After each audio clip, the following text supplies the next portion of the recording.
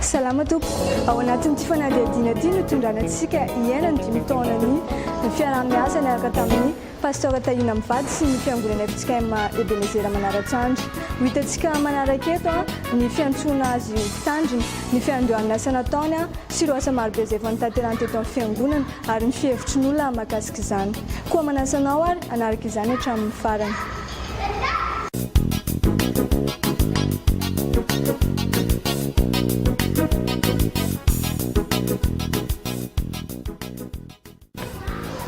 Miarabantsika rehetra amin'ny anaran'ny tompo.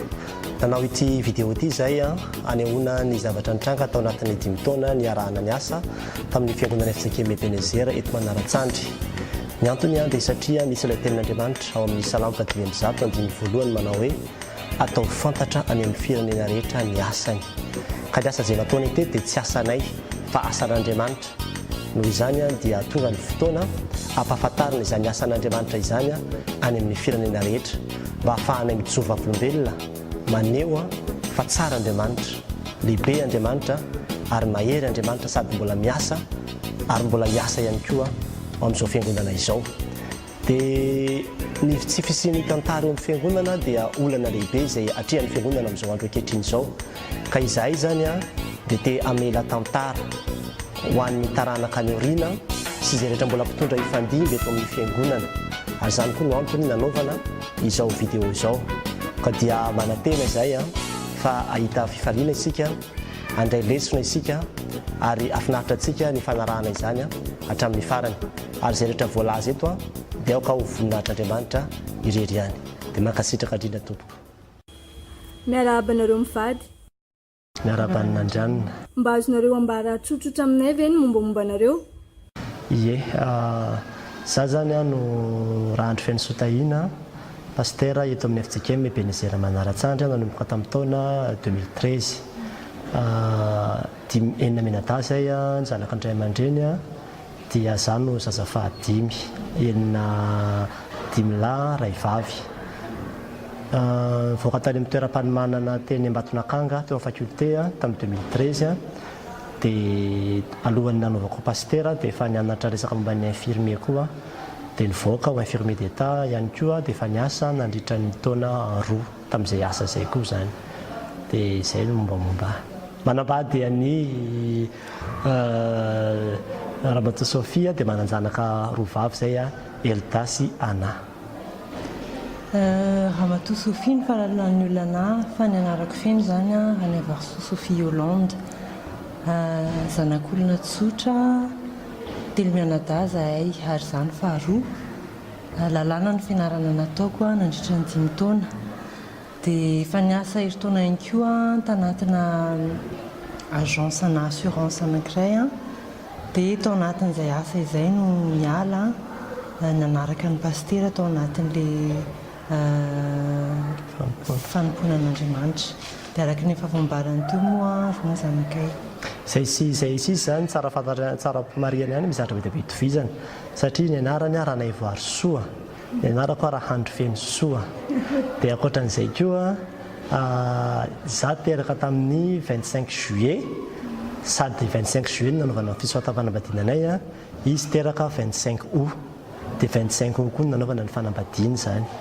Dia za mbola vao 3 taona dia efa maty ny dadanay, izy koa 3 taona 4 taona teo dia efa maty koa ny dadany. Dia 7 taona vao kely daholo zany izay. Dia ankoatran'izay raha mbola nisy zavatra itovizana be nahagaga koa fa tamin'ny fotoana nahateraka anahy no maty ny dadabe anay ary tamin'ny fotoana nahateraka azy koa no maty koa ny dadabe andry zareo. Izay zany efa nataon'Andriamanitra hiaraka. Be dia be ny olona miteny hoe mitovy be pasteur sy ny vady fa kapa mety zany rehetra zany nampitony anay. Azonao tantarana aminay ve pasteur no nahatonga anao hoanao pasteur? Ie. Tamin'iza 17 taona dia nisy zavatra nitranga zany tamiko. Tamin'izay fotoana izay avy nivavaka zany. Alina teo amin'ny tamin'ny 12 alina teo dia andeha atory dia rehefa andeha atory dia teny naheno hira zany tamin'ny radio. Io hira io ny lohatenin'hira moa zany hoe ambarao Jesosy. Dia rehefa henoko izay hira izay dia tsy fantatro fa le hira moa zany fitaomana. Hoe miantsolona zany hoe anantona an'Andriamanitra hoe hoe hitory filazantsara. Dia tamin'io fotoana io zany nisy fahazavana be hitako ohatrany tonga dia nilatsaka keo amiko.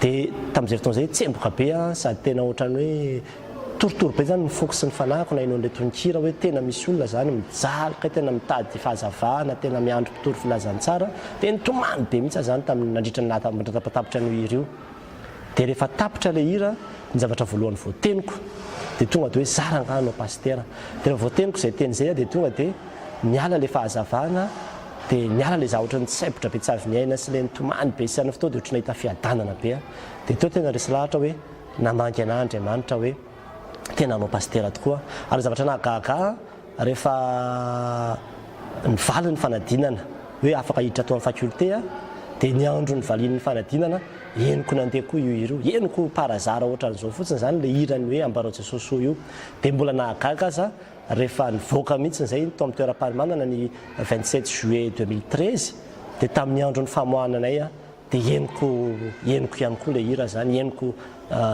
teny ambonin'ny tomobile le izy dia gaga nefa tsy hoe hira nalefako na hira malaza fa tena hoe naseho an'Andriamanitra hoe tena niantso ahy izy ary zay tena naharesy lahatra na hoe le fiantsoana tena no amarininy foana zany eny am-pandehanana eny. Ny fanapahan-kevitry ny mpiandraikitra foibe volana aprily 2024 no nanendry azy mivady ho aty amin'ny synodam-paritany Bona vaovao Mahajanga ary ny fanapahan-kevitry ny komity lehibe sy ny mpihevi-draharahan'ny synodam-paritany nivory ny volana May 2024 tany Mahajanga no nanendry azy ireo ho aty Manaratsandry. Ahoana ny fihetsikireo raha vao nandeha izany anarana hoe Manaratsandry? Za manokana aloha zany mbola tsy nahinao izany anarana izany mihitsy hatramin'izay niainako fa tamin'ny volana avril mankony no nafantarana zany hoe makaty amin'ny synodam-paritany Bona vaovao Mahajanga zany misy anay tamin'ny 2013 dia nieritreritra zany zay tamin'izay fotoana izay hoe aiza raha ny toerana misy antsika any Mahajanga zany dia nisy olona niresaka moa zany taminay nyteny hoe any amin'izany Amparinkidro zany ony tsisy pastera dia tonga dia nijerevanay tamin'ny internet hoe Amparinkidro dia hoe mahafinaritra be koa sy tia fa tenao tapo-tanàna amoron-dranomasina ohatran'izany zany hitanay tamin'ny internet le izy dia aveo nefany ny volana août eo angambany no miantso amin'ny président synodale dia izy niteny hoe Manaratsandry misy anareo zany tena mbola tsy nahinao zany narina hoe Manaratsandry zany mihitsy.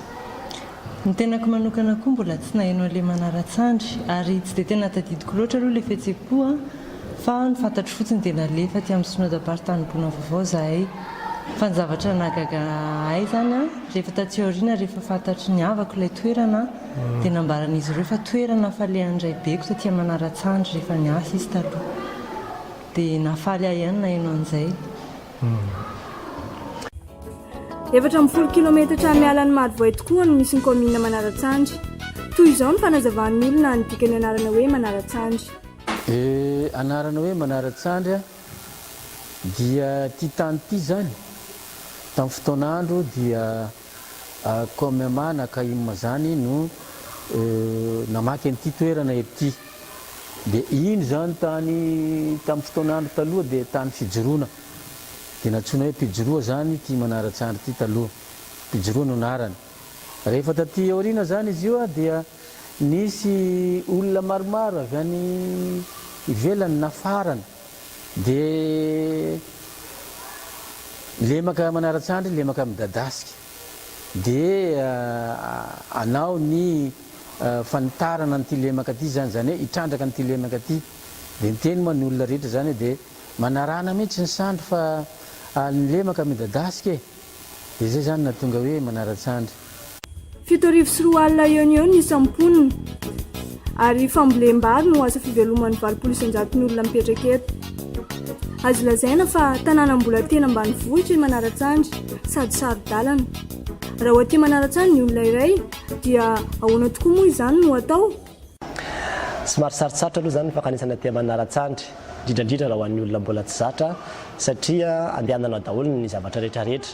Mandeha tomobile ianao mandritra ny adiny 10 miala ny Antananarivo mandra-pahatonga ao Marivoay aveo indray mandeha posiposy mandra-pahatonga any amin'ny toerana andraisana sambo aveo indray mandeha sambo mandra-pahatonga aty amin'ny Manaratsandry dia fomba indray mbola mandeha lakana indray mandra-pahatonga aty amin'ilay tanàna zany rehetra zany zany ny andehanana dia raha miala ny Antananarivo amin'ny riva amin'ny 10 ohatra tonga aty Manaratsandry eo amin'ny 12 atoandro eo. Tsy mora tokoa vao tonga aty Manaratsandry ahoana ny ainanareo an'izany lalana rehetra izay? Tadidiko aloha tamin'izay vao niainga efa nivonona izay hoe andeha maro hoe andeha lalana somary lavalava fa rehefa tena niainana ilay izy a tena ohatran'ny tsy nety tonga mihitsiny.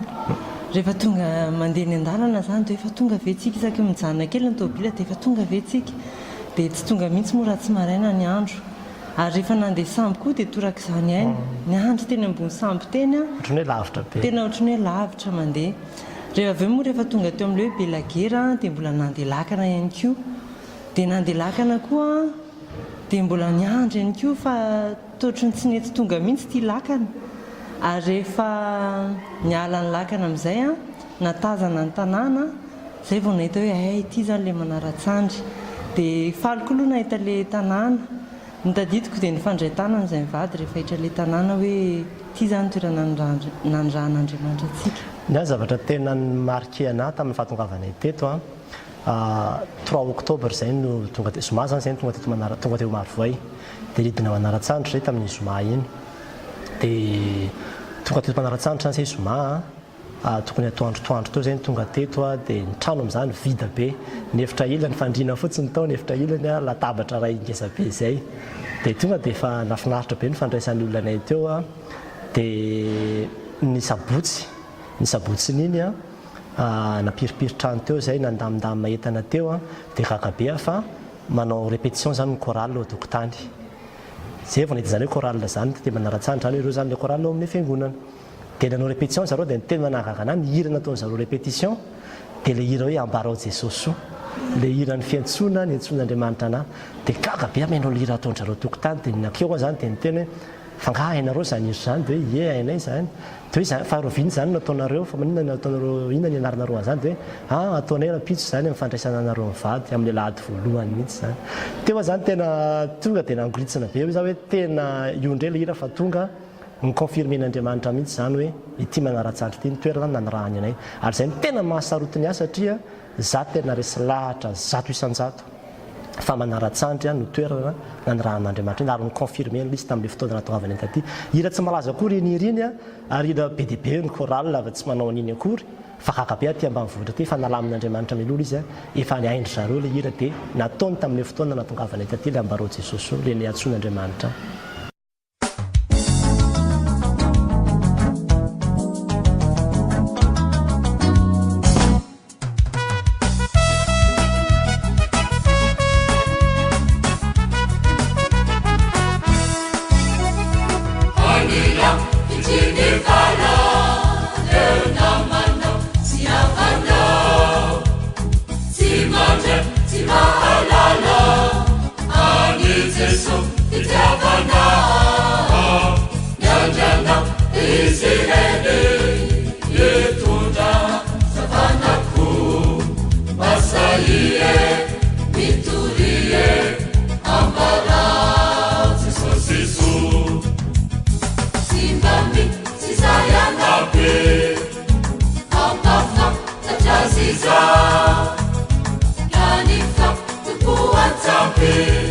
Rosarifu,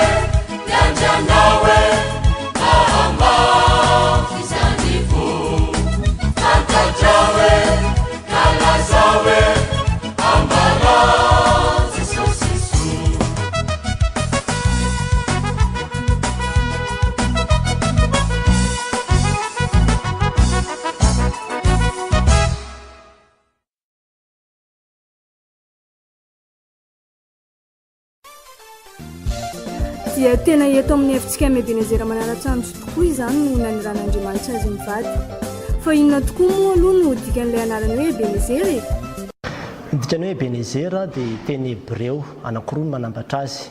Eben vato ny dikany, dia Ezera famonjena. Dia zany dia vato famonjena zany ny dikany hoe Ebenezera. Raha raisina amin'ny hoe heviny ara-teolojika zany izy dia ohatrany hoe ity fiangonana ity zany no tsangam-bato ny famonjen'Andriamanitra ny tanàna ity. Mpitandrina maro no efa nifandimby nitondra teto amin'ny fiangonana.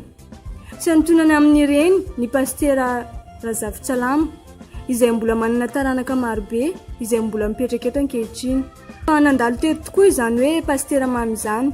Izy moa dia notokanina teto koa tamin'ny fotoana androny ary lasa ao amin'ny FJKM Ambojatova amin'izao fotoana izao.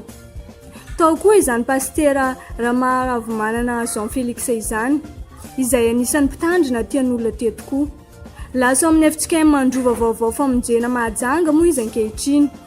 Fa tao koa izany pastera Ramino Tsara Teosy izany izay nanentana mafy tokoa amin'ny mahafifoazana azy ary melohan'ny pastera Tahina dia mbola nisan'izany katesista délégué bien-aimé izay efa lasa mpitandrina moa izy ankehitriny. Dia nanomboka tokoa ary ny asa izay nitanteran'izy mivady teto Manaratsandry ny volana Oktobra 2024. Nanahoana izany asa fanomboana izany? Ny asa fanomboana aloha niavaka ihany satria tena tonga dia problème daholo ny vatanay teto zany tamin'izay vao tonga teto. Anisan'ny problème voalohany indrindra tena hoe nampijaly anay zany zao dia ny resaka WC. Iny aloha tena hoe calvaire ho anay tanteraka mihitsy ny telo volana voalohany ary nampimehy ary ny foto-drafitr'asa voalohany indrindra natony teto dia gabiné. Zay zany zavatra nataonay voalohany indrindra ary hoe andaotsika tena anao faux septique atao aty an-trano mihitsy. Mbola tsisy an'izany teto Manaratsandry gaga be ny olona hoe ty WC atao anaty trano ty WC iray metatra sasany fotsiny ny halavany. Fa rehefa tena natao izy dia vita ihany le faux septique dia ao anatin'ny trano. Dia lasa nianaran'ny olona koa moa zany nanao WC faux septique taty aoriana. Ny faharoa dia ny resaka trosa. Ny fiangonana zany tena be trosa be. Tamin'izay vao tonga teto nahatratratra any amin'ny 5 tapitrisa mahery ny trosan'ny fiangonana zay ny vatanina dia tonga dia nanao hetsika zany hetsika fanafahana trosa. Dia tamin'izany fotoana izany nisy an'ilay hoe omelaka ny fidirana sy ny rehetrarehetra moa zany niarahana ny entana atao anatin'ilay izy atsiarovana andreny fandombohan'ny asa tato ireny. Dia teo koa ny olana tamin'ny jiro, ny olana tamin'ny hafanana izay tsy maintsy niatrehanay dia be dia be fa anisan'ny olana ihany koa ny ramatoa tamin'ireny fotoana ireny zany tena hoe tanatin'ny fitondrana voaka izy zany tamin'izay vao tonga teto ngamba ny 3 volana sy efa-bolana ny fitondrana voaka amin'ny zanakay voalohany izy dia tena tsy tafavoaka tsy nahazaka an'ilay teto mihitsy izy zany. Tena marina teny pastera satria rehefa tonga teto moa zany ka nitondra voaka iny ilay hafanana zany tena tsy zaka aloha. Mbola tsy be voaka dia efa tsy zaka ilay izy dia tena niseho amin'izay ilay voaka tena vao maika tsy zaka koa ilay izy. Ary ny tadidiko ary tena hoe nampijaly aly satria mitady izay atsitsika foana. Misy fotoana manao ladina an-tany amin'ny gorodona eo misy fotoana tena mitsofoka ny ambany fandriana mihitsy mitady atsitsika fa tena nampijaly azy zany ilay voaka ary izay nampatonga ana tsy maintsy niakatra Tananarivo nandritra ny fitondrako voaka sy ny fiterahana. Ramatoa tsy ohatran'ny olona hoe 3 volana ihany ilay mandoa fa eo am-piterahana ary izy mbola tsy mijanona mandoa mihitsy izy. Dia tena tsy nety taminy mihitsy zany dia tamin'ireo zanakay anankiroa zany dia tsy tafapety tsy nety mihitsy zany ny fandehanany taty Manaratsandry fa tsy zakan'ilay fitondrana voaka. Ahoana no niatrehanareo ilay hoe olana politika izay tena nampizararo ny fiangonana tamin'izany? Ny aloha zany zavatra nakalilo ny sofiko mihitsy vao tonga teto mbola tsy tonga teto akory dia fa zany foana ny tenina tamiko hoe io fiangonana io tena mizara be mihitsy sy mba potika ny resaka politika zany. Dia vao tonga teto zany dia zavatra nataoko dia izao voalohany tamin'ny alahady voalohany nidirako teto zany dia niteneniko mihitsy ny kristianina hoe resaka politika aza hoentina ty am-piangonana fa raha resaka politika nareo dia any ivelan'ny fiangonana amin'ny resaka zany fa aza atao anatin'ny fiangonana. Zay aloha ny voalohany. Dia ny faharoa nalitra izay 5 taona ampiatrahanay teto izay dia tena niesaka izay mivady zany indrindra nanafina mihitsy tsy nampahafantariko ny kristianina mihitsy zany hoe inona moa zany ny antoko politika arahako manana fa tena nafeniko ilay izy satria za resy lahatra fa amin'ny andro amoahako an'izay amin'ny andro ahafantaran'ny olona izay dia izy sokajin'olona eritreritra hoe zahay namany pastera ary misy sokajin'olona koa eritreritra hoe izahay tsy miaraka amin'ny pastera. Dia izay zavatra iny tsy tiako ary niezahako mihitsy zany nafeniny zay zavatra zay dia rehefa tsy dia nasiana lanjany koa moa zany le resaka politika atao am-piangonana dia lefo azy ihany le izy mifarana. Koa satria mpitory filazantsara moa izy mivady ireo dia tsy nataony ambany zavatra mihitsy ny asa fitoriana. Za manokana aloha zany ny prinsipako eo amin'ny fiainana dia ny hoe ny asa fitoriana filazantsara no priorité-ako eo amin'ny fiainana zany. Ary io zany ihany no zavatra lehibe indrindra, io zany ny zavatra numéro 1 amin'ny fiainako. Na ny fiaina tokantrano arany na ny tenako ary dia mbola aty ariana daholo zany milahatra fa ny asa fitoriana filazantsara zany no tena zava-dehibe indrindra amiko. Dia tena hoe rehefa alahady zany na événement familial na inona raha tsy tena zavatra tena tsy azo kelana tsy miala mihitsy tena sarobidy be amiko. Ary za koa tsy tiako le petahan'ny olona hoe pastera miakadava dia niezaka mihitsy zany tena manao sacrifice hoe tena mijanona amin'ilay fiangonana, tena mijanona amin'ilay fiangonana ataoko hitan'ny olona mihitsy raha tsy hoe le mandeha makany an-dafy reny nga fa raha mbola eto Madagasikara dia tena hitan'ny olona mihitsy hoe présent eo ianao zany zava-dehibe amiko zany zay zavatra zay. Tena ny ainanay mihitsy ilay izy tao anatin'ny tokantrano na tsy ary mihitsy misy fotoana ao anatin'ilay asa fanompoana hoe somary latsaka kely izay mianakavy kely zany mihoatra noho ny asa fanompoana kanefa koa na dia zany ary zavatra efa nikina teo amin'Andriamanitra ilay izy. Ary raha ny tenako manokana moa zany dia efa resy lahatra hoe za koa tia hanompo an'Andriamanitra ekeko daholo izay hitondrany eo ary izay no ilaina dia miaritra n'izay koa atao anaty fifaliana koa ilay satria asany imbonana. Ndeha ary hojerevantsika hoe nahoana ny fahitan'olona izany toriteny sy fampianarana ny entin'ny pasteur Tahina izany. Fahitako an'ilay fitoriana teny zany ainy zany le misarika ny olona ohatrany hoe mahatonga ny olona tena hoe atsiaro tena manoloana an'ilay tenin'Andriamanitra. Dia ainy zany ny tena hoe mampibebaka olona anatrehan'ilay fitoriana fitondrana an'ilay tenin'Andriamanitra. Tena hoe masarika olona mihitsy ny fitoriana an'ilay tenin'Andriamanitra. Ny fahitana ny toriteny sy ny fampianarana izay nataon'ny pastera Tahina dia mahasarika olona be dia be mihitsy miditra ato amin'ny fiangonana satria tena azo tsara ilay toriteny izay ataon'ny pastera. Sady tsy lava no tsy fohy dia tena tsisy matorontsony ny mpivava. Maheno ilay toriteny izay ataon'ny pastera. Raha fomba fitoritenin'ny pastera zany indrindra nahatonga ny kristianina rehetra ho resy lahatra eo amin'ny fanaovana ny asan'Andriamanitra sy fanompoana an'Andriamanitra satria tsy mba miolakolaka rehefa mitory fa tena mazava tsara ary na dia ny olona mpivarotra matimaty aza dia mahazo tsara ilay teny mihitsy satria mazava tsara ny toriteny. Raha ny fahitako zany ny toriteny dia tena maharesy lahatra mihitsy ilay toriteny satria ny toriteny ataony zany dia tena mandona ny fo mihitsy ary manana fahasahiana koa izy manintsy ny toetra sy ny fomba mpanao rehetra izay tsy araka ny sitrapon'Andriamanitra. Ny azoko lazaina ny mikasika ny amin'ny toriteny alahady dia tena ampy dia ampy tokoa ary misy tena handiniha tena tokoa ary tena maro besaka misy kristianina manao hoe raha sy tonga saina amin'ny toriteny pastera Tahina dia sy tonga saina sony.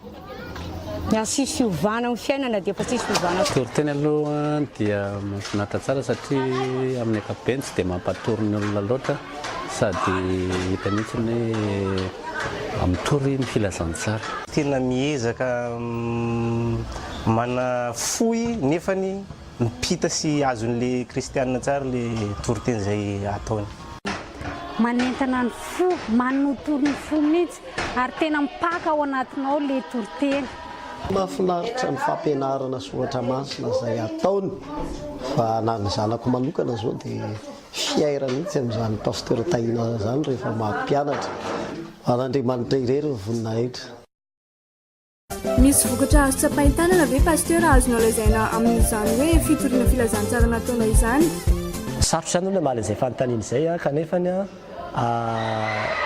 tena nisy satria nisy ny olona izay narary misitrana na manao olana afaka tamin'ny olana izay nahazo azy. Nisy ny resaka tamiko ny mandray zava-mahadomelina niala tamin'izany fandraisana zava-mahadomelina izany. Ny vokatra moa zany dia Andriamanitra ny tena mahafantatra azy. Ny azo ambara fotsiny angamba raha hoe resaka vokatra satria ny fanorantenan'ny olona koa zany vokatra fitoriana filazantsara dia azo hitarafana ny vokatra satria tamin'ny fotoana nahatongavanay teto tamin'ny 2013 dia 70 ny isan'ny mpanefana sany tompo teto fa amin'izao fotoana misy atsika zao zany a 10 taona teoriana 970 ny mpandray fanasan'ny tompo eto, zany hoe tao anatin'izay 10 taona zay a dia niampy 300 zany ny mpandray fanasan'ny tompo teto amin'ny fiangonana. Dia hitako hoe resy lahatra ilay olona satria tamin'izay voatoloka teto zao 470 ny catéchomène ny vatanay teto, ny raisina catéchomène tamin'ny 2013, fa rehefa nandeha amin'izay tateoriana ny antso sy ny fianarana dia tsy ratsaka ny 50 foana ny mpianatra catéchomène zany hatramin'izay ka hatramin'izao. Dia hitako hoe nanolo tena ilay olona, nisy nanao mpiandry betsaka, nisy hatramin'ny catéchiste délégué azonay, nisy ny catéchiste, nisy ny lasa mpitoriteny, nisy ny lasa mpiomana amin'ny fomba isan-karazana. Dia reny zany azoko lazaina hoe vokatra azo sapaitanana, ary tena nisy koa niala tamin'ny fanompoatsampy, tena nisy ny olona tena hoe nanary ny fanompoatsampy vokatra ilay fitorina filazantsara zay natao. Fa an'Andriamanitra moa ny vokatra dia alao izy ireny nahita azy, fa manjary lasa ohatrany hoe mirerera hoe tena hitanisa be an'ilay izy. Manao tafika masina ve ianareo? Tena manao tafika masina izay, indrindrandrindra nanomboka tamin'ilay resaka hoe fotoso filazantsara nosy Madagasikara.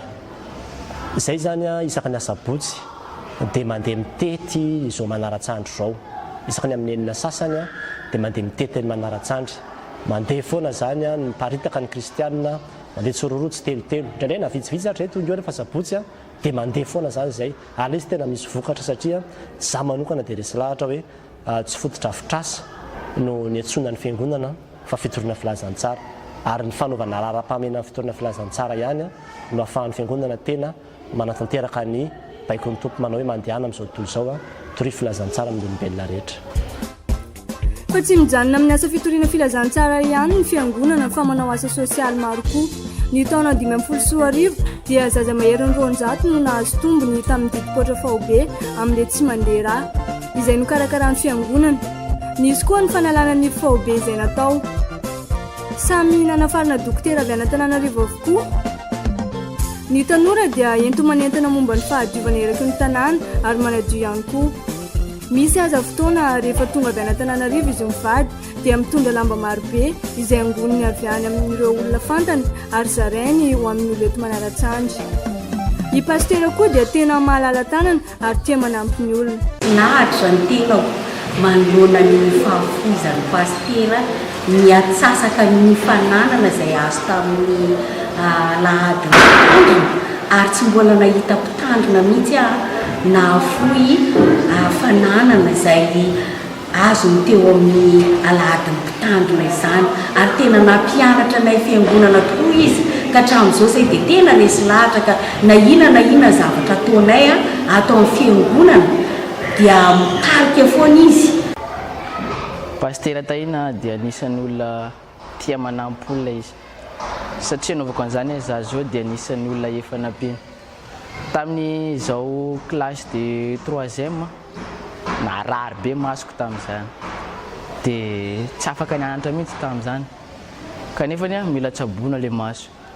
Dia ray aman-dreny koa nefa tsy manana vola indaisana nakany amin'ny dokotera spécialiste momba ny maso, dia nalahelo be nakay izy tamin'izany dia niraisina tanana mihitsy momba n'ilay aretina, dia noentiny tany Antananarivo za amin'ilay dokotera spécialiste momba ny maso, dia nipetraka tao amin'izareo mihitsy za, dia izy daholo niantoka amin'ny frais sy ny lany rehetra momba n'izany, dia nahasoa maso za tamin'izany fotoana izany dia sitrana soamantsara ilay maso ary afaka nianatra soamantsara za, dia jusqu'à za amin'izao io efa classe de terminale za amin'izao ary akabaka amin'ity. Ary pastera kay tena manala tanana sady tia manampy olona be Ige ny antony dia satria za aloha olona nampiany olona teo amin'ny fiainana, dikan'izay zany manana trosa zany amin'ilay olona izay fiarahamonina manodidina koa zany aty aoriana. Fa faharoa manarakaraka an'izay za tena resy lahatra hoe misy fitahina, misy fifaliana be ao ambadika ilay hoe fanoran-tanana zany, ilay fahafoizana zany, ary io mbola be dia be tsy mahatakatra azy hoe arakaraky ny fahafoizanao no hafoizan'Andriamanitra anao ihany koa. Za resy lahatra fa na dia reny fandehanana mivady matetika makany ivelan-dreny aza dia vokatra ilay fahafoizana daholo reny, satria izay koa amin'ny asan'Andriamanitra dia tena tsy mitsitsy mihitsy, tena tsy mitsitsy mihitsy manome izay rehetra anananay mba ahafahana mampandroso ny asan'Andriamanitra. Dia tanteraka ilay tenin'Andriamanitra hoe katsaolo ny fanjakany sy ny famarinany hanampy anareo izany rehetra izany. tena mampiavaka azy koa nefa dia ny fanaovana fotodrafitrasa ary tena mandeha 50 kilometatra isan'ora mihitsy izy amin'izany ka raha olona kelikely finoana dia mihemotra mihitsy. Enohany ireto fitanisana manaraka nataony ireto. Batra natao moa zany naritra izay fotoana izay teto amin'ny fiangonana dia resaka fotodrafitrasa zany dia voalohany aloha zany hitantsika aviatsy. Misy an'io trano vatom-piangonana io zao misy an'io le fefy mangamanga kely io zany. Io zao natao dia aorinan'io misy an'le birao zany misy ny birao mpitandrina dia io koa zany vao natao zany io birao mpitandrina io. Dia ny tokotany araka nahitantsika nazy zao zany dia natao ihany koa satria tsisy ninina teto tamin'ny fotoana vao natokavana teto fa natsangana zany reny trano chalet sy reny décoration reny mba ahafahan'ny olona mipetrapetraka sy makalokaloka zany satria aty moa zany mamay dia mafana zany aty Manaratsandry. Dia ohatran'izay koa io terrain de basket io zany izay lalovan'ny ankizy basket io dia mbola tsisy an'io zany teo satria taloha io toerana io dia toerana maloto be toerana feno fako dongon-tany be mihitsy ny teo ary ny alika zany dia manao maloto eo. Zay zany ny zavatra nitranga teo taloha dia tery amin'ny farany be tery ny WC fa rehefa namboarina zany le izy dia nandritra ny fotoana maharitra zany nanaovan'ny fiangonana ny fanadiovana sy ny fanamboarana n'io terrain io dia vita le izy zany tamin'izay dia namboarina nasiana an'io terrain io. Dia ohatran'izay koa ty trano anankiray ity izay antsoina hoe trano chalet koa zany izy ity fialokalofana zany izy io namboarina ihany koa tamin'ny voalohany izy io nataony tamin'ny hazo aloha fa avy eo taty aoriana dia namboarina ho azo ohatran'izao zany izy mba ahafahana mivarotra rehefa tonga ny fotoana fivarotana amin'ny alahady na ihany koa mipetrapetraka ihany koa zany. Dia hitantsika moa zany ny tamboho manodidina ny fiangonana rehetrarehetra zany dia natao ihany koa nandritra izay fotoana izay. Ny tamboho io dia tao anatin'ny 2 taona ny nanaovana azy. Dia ery amin'ny farany ery ihany koa misy WC anankiroa faux septique dia misy dosy ihany koa anankiroa zany. Reo koa tsy mbola nisy an'ireo teto fa dia hetsika zany no ny arahana natao amin'ny fiangonana nafana natanteraka an'ireo zavatra anankiroa reo. Dia andaontsika hoatsy amin'ny pavillon sy ny sekoly indray hiresaka zavatra hafa.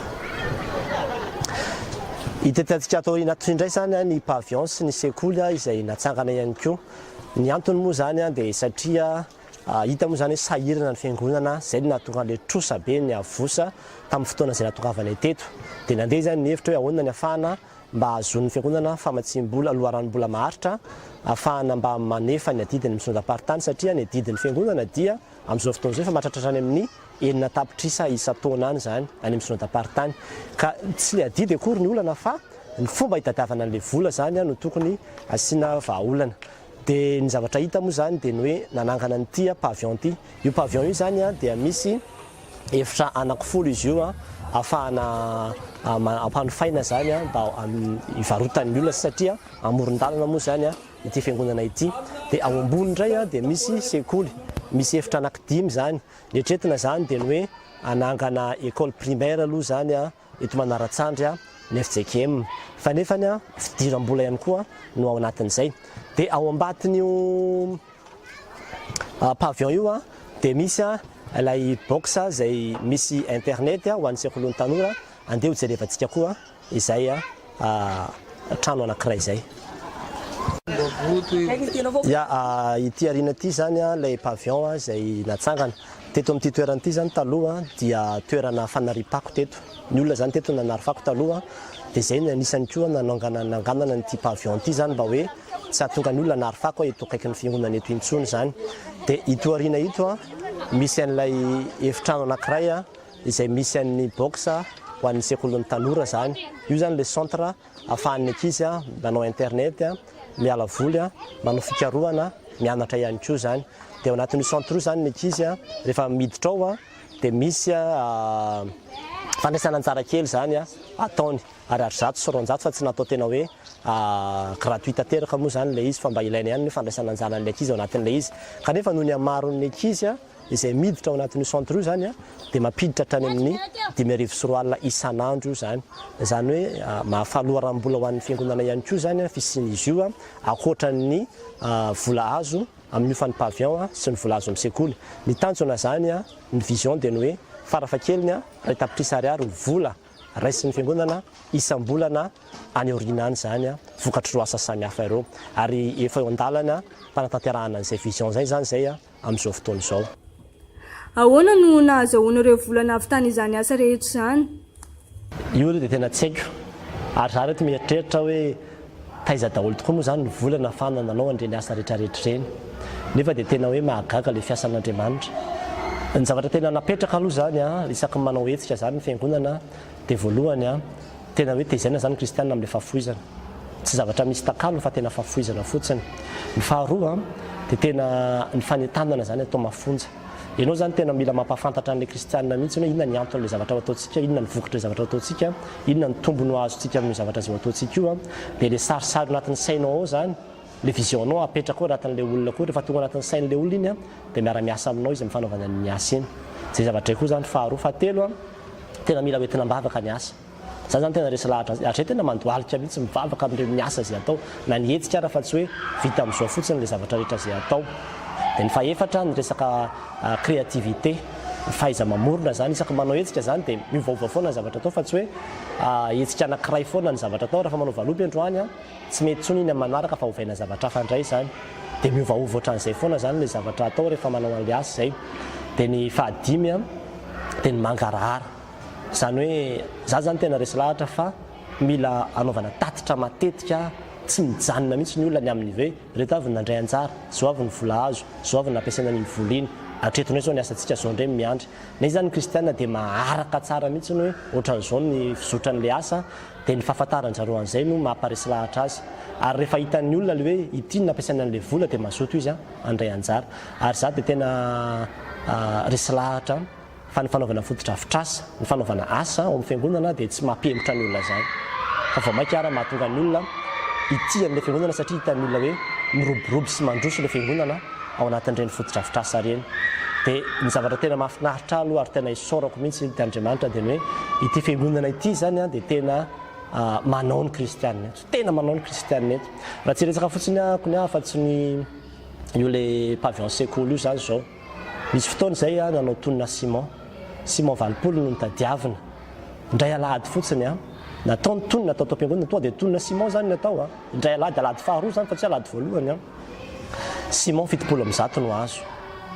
Misy fotoana koa zay nanao any hetsika faradoboka dia le olona zany efa hoe tonga dia fahafoizana tsy manao hetsika mihitsy zay fa dia hoe mitady 80 millions tsika ao anatin'ny 3 volana ahoana ny atao dia tonga dia nizaraina zany ny kristianina hoe reto sokajin'olona reto mandoa 1 million, reto mandoa 750, reto mandoa 500 000, reto mandoa 250 ary 150 000 zany ny farany. Ao anatin'ny 3 volana zany le olona dia samy mandray anjara ohatran'izay ary tena nanao le olona, tena nanao le olona.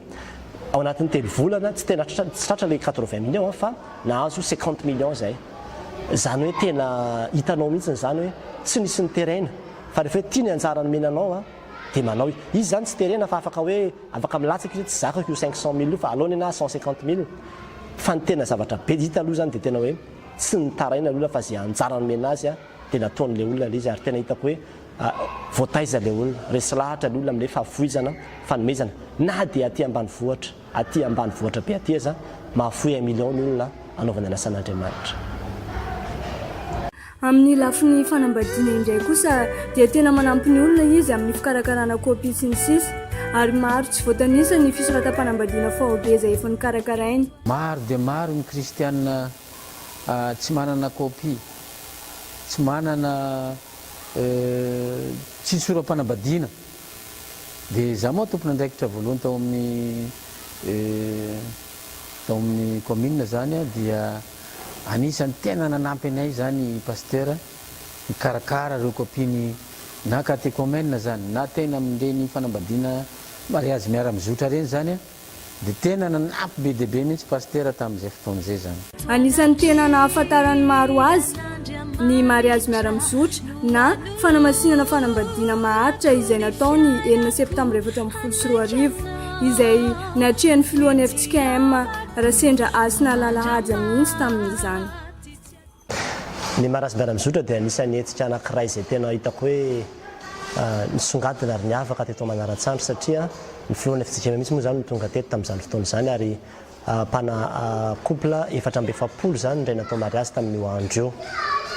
Dia nanentana moa zany ny fiangonana nandritra ny teo amin'ny embolana teo ny amin'ny hoe mahasarobidy ny fanambadiana indrindrandrindra ny décone fa rehefa nanao recensement zay tsy inona dia tena hitako hoe vitsikely ny décone vita mariazy teo amin'ny décone efapolo teo tamin'izany fotoana zany angamba ny vita mariazy teo amin'ny anaky folo fotsiny telopolo zany tsy nisy vita izy hoe ahoana no atao amin'reto dia tonga dia efa marasy miara-mizotra zany no niproposeko tamin'izareo dia tamin'izay fotoana izay niteneniko mihitsy zareo hoe raha mihoatra ny telopolo misy anao mariazy eo atsokontsika ny filohan'ny FJKM ka rehefa natao nefa ny fanentanana dia nanolo tena naherin'ny telopolo nanolo tena dia sorana an'Andriamanitra moa fa rehefa niresahana zany ny filohan'ny FJKM dia nanantony izy ny tena ny décone zany taorina an'io dia vita mariazy zato isan-jato ny teto amin'ny fiangonana ary ny zavatra tena nampianariko zany dia ny hoe tsy logika raha ohatra ka hoe ianao décone ampanao mariazy ianao nefa ianao raha tsy resy lahatra akory hoe ilainy zavatra zay atao eo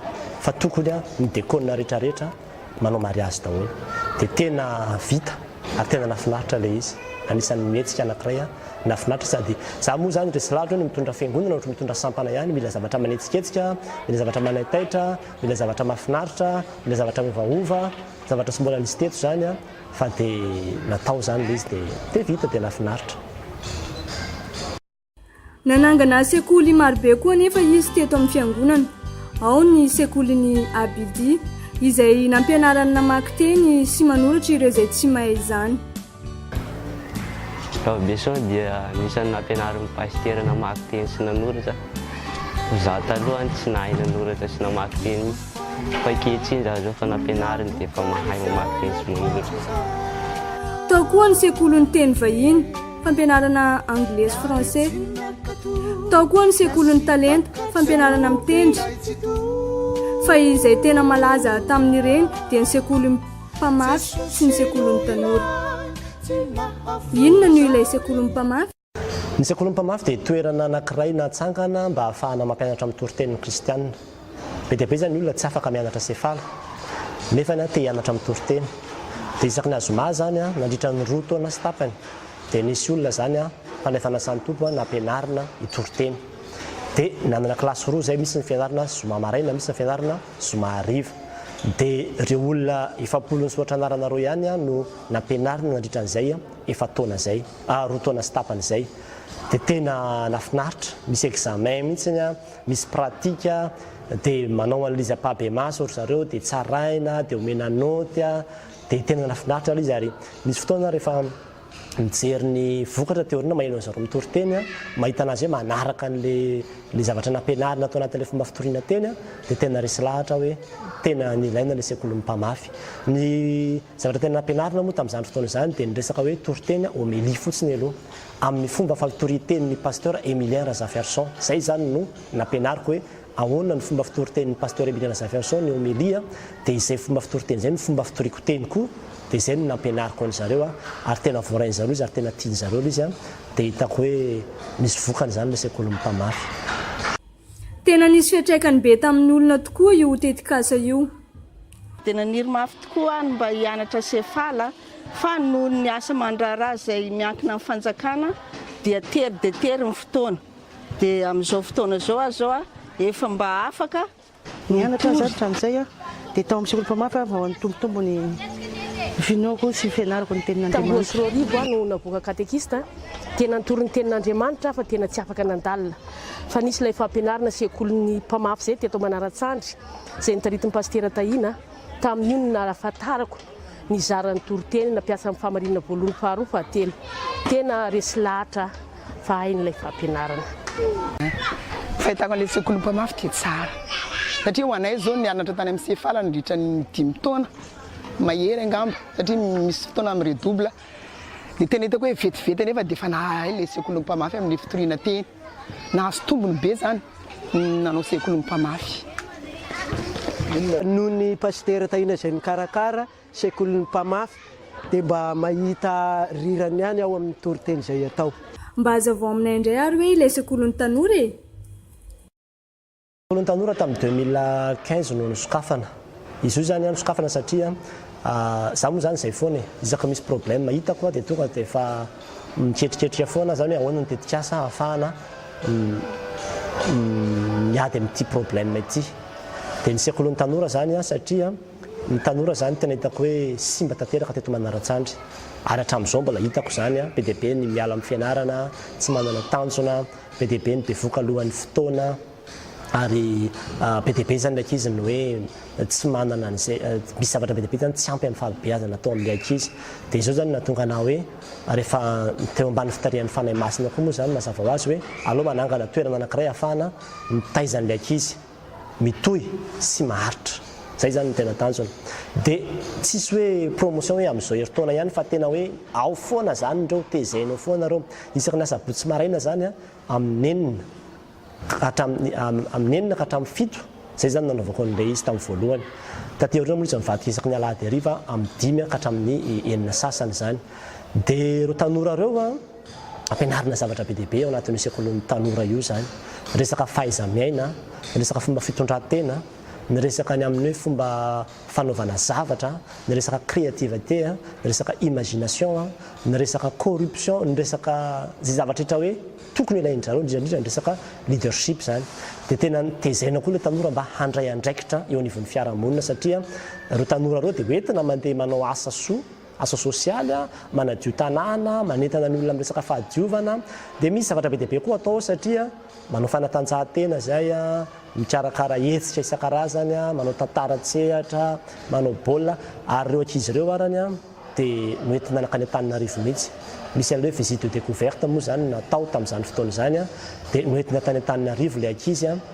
dia nitsidika ny rova Tsimbazaza nanosy nijery fampisehoana ny ampifity zay tany nentina tany amin'ny école le Petit Nid nentina nandeha nitsidika ny chocolaterie Robert sy ny zavatra maro tsy diovandanisa hatrany amin'ny Ankatso dia nampahafantarina nampafandraisana tamin'olona be dia be zareo a indrindra ny tanora atao amin'ny FJKM cathédrale Analakely zany rehetra zany zany natao mba ahafahana mampivelatra an'ilay tanora ahafahan'ilay tanora mahita zavatra tahaka ny zavatra hitan'ny tanora any Antananarivo dia anisan'ny tanjoko koa moa zany tao anatin'iny hoe anangana toerana anankiray a zay ahafahan'ny tanora ihany koa mahita mahazo internet mahita vaovao a mahita mianatra ihany koa zany dia efa tafatsangana moa zany amin'izao fotoana izao misy centre kely zany natsanganay a dia ao anatin'izay centre zay a efa nahazo internet koa moa zany zay amin'izao a ao anatin'ny sekolon'ny tanora io a nahazo tablette nahazo téléphone maro isan-karazany a dia reny zany no ampiasain'ny ankizy a dia anaovany internet anaovany recherche ijerevany vaovao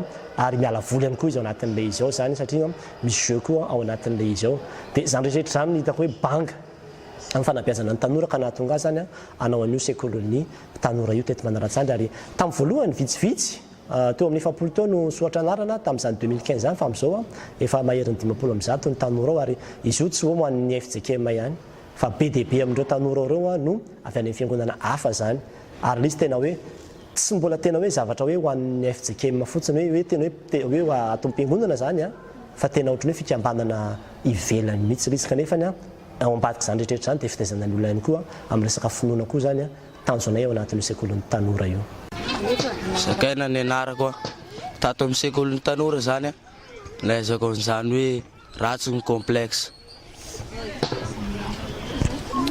Joasininy anarako tato amin'ny sekolon'ny tanora no nahafantarako an'izany maîtrise de soi ay tena ilaina eo amin'ny fiainana ny fahononan tena indrindra eo amin'ny mpianatra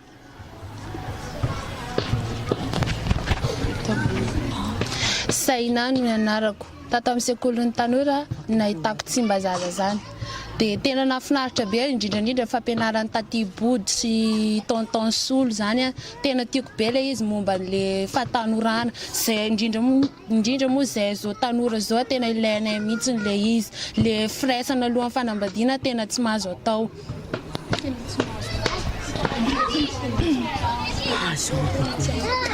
Celestine no anarako tato amin'ny sekolon'ny tanora no nahitako ny ampifity zany ary niara-nihira tamindreo zahay dia tena nahafinaritra tokoa zany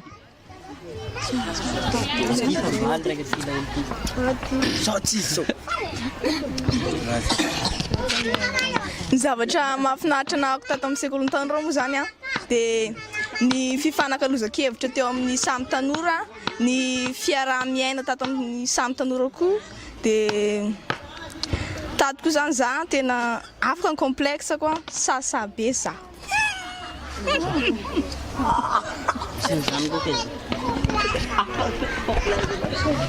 Fanirina no anarako.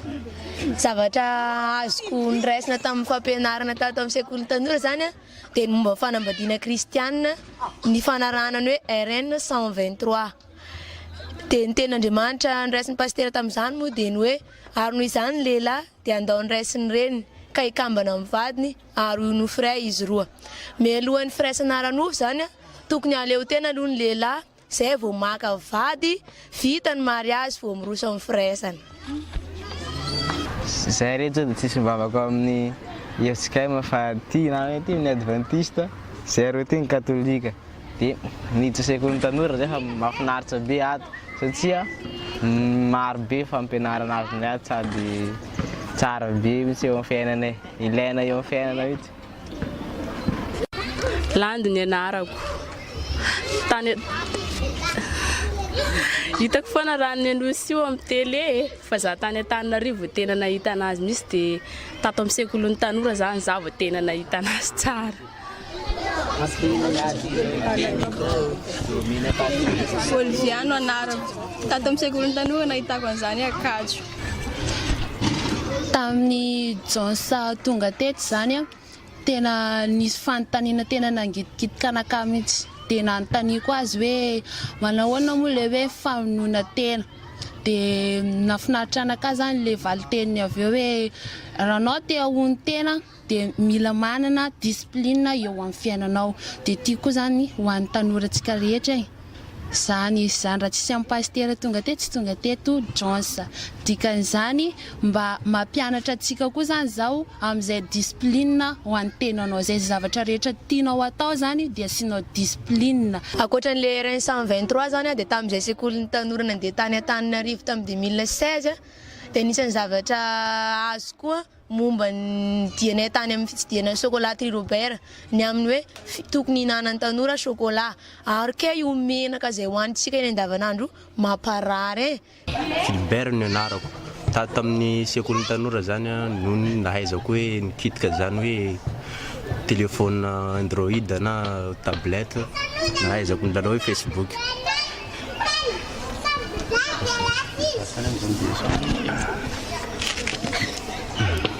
Fanuela no anarako tato amin'ny sekoly teo zany nahaizako zany hoe nanao internet zany sy nikitika tablety zany.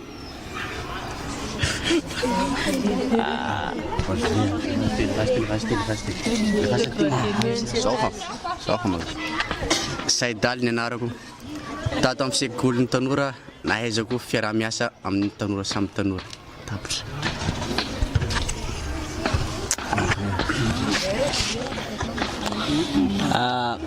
Olivier ny anarako tato amin'ny sekoly tanora zany nahaizako resaka kilalao ohatra hoe basket reny. Za taloha tsy nahare fa tonga tato tsy andasy nahay.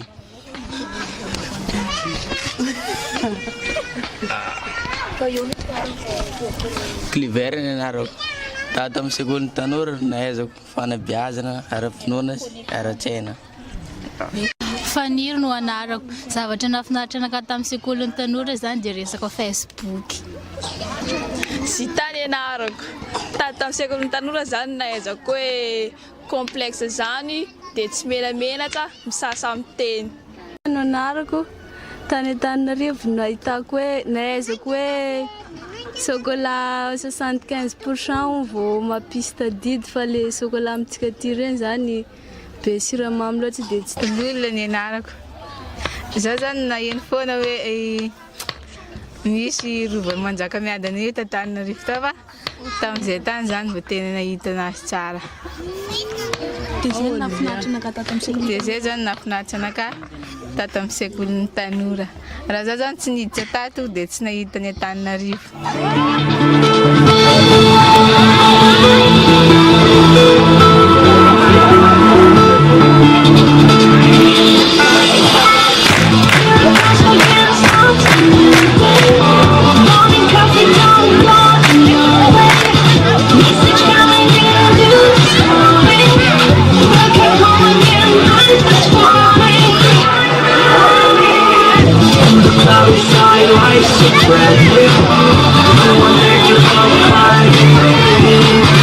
I'm a disciplined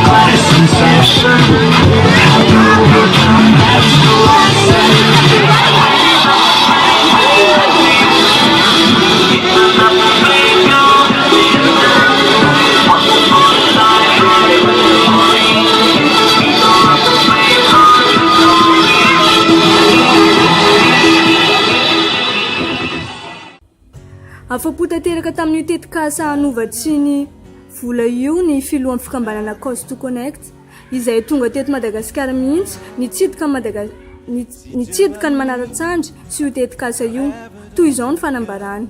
Yeah, I'm more than satisfied. I think the CCYM youth here have just went above and beyond expectation. Our project we brought, we paid for some internet access for a whole year. This last week we installed a new antenna to pick up a better 3G signal. The connection is decent, and we also have some smartphones that we provided to the youth so that they can learn how to use the internet and access education and information online.